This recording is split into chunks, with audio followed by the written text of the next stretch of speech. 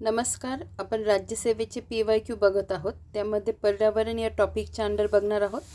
नामशेष होत जाणाऱ्या जाती, IUCN, international union for conservation of nature, हे 4 प्रश्न विचारण्यात आलेले आहेत. त्याच्यातला आज आपण पहिला प्रश्न बघणार आहोत, जो 2021 मध्ये विचारण्यात आलेला आहे. बघा तो प्रश्न काय आहे. जोड्या लावांच्या स्वरूपात राज्यसेवा पूर्व परीक्षा 2021. बघा, भारतीय गेंडा, आशियातील हत्ती, वाळवंटातील कोल्हा, गुलाबी डोके असलेले बदक, यांच्या जोड्या लावण्याच्या स्वरूपात विचारण्यात आला होता. आपण बघून घेऊ. भारतीय गेंडा काय आहे?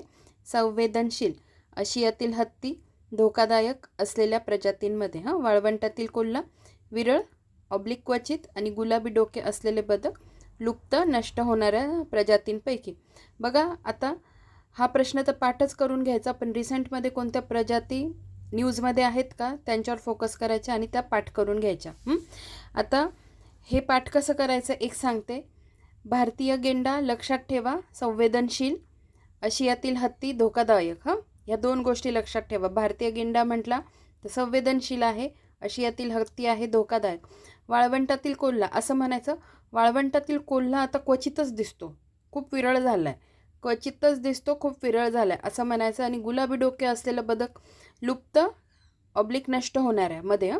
मग लुप्तच झालं आहे ते. गुलाबी डोकं असलेलं बदक दिसतं का आपल्याला सध्या? नाही, कारण ते लुप्त झालं आहे, नष्ट झालं आहे.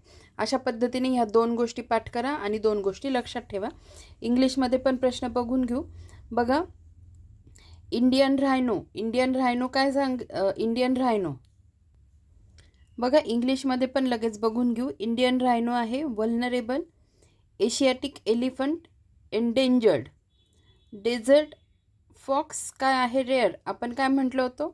वाळवंटातील कोल्हा आता क्वचितच दिसतो. मग काय आहे? Desert fox rare. आणि पिंक हेडेड डक एक्स्टिंक्ट, लुप्तप्राय. तर अशा पद्धतीने हे सगळं लक्षात ठेवा. याच्यात जरी ऑप्शनमध्ये उत्तर क्रमांक 2 दिलेला असेल तर 2 नाही आहे, त्याचं उत्तर त्यांनी जोड्या लावून दिलेलं आहे. त्यानुसार जोड्या लावल्या तर 3 नंबरचं ऑप्शन येतं. हे बघा, इथे 2 ठिकाणी 3 ऑप्शन आहे. 2 नंबरचं ऑप्शन येतच नाही, 3 नंबरचं नुसार जोड्या लागतात. इथे लक्ष द्या, यानुसार जोड्या लागलेल्या आहेत. आणि पाठ करून टाका. धन्यवाद.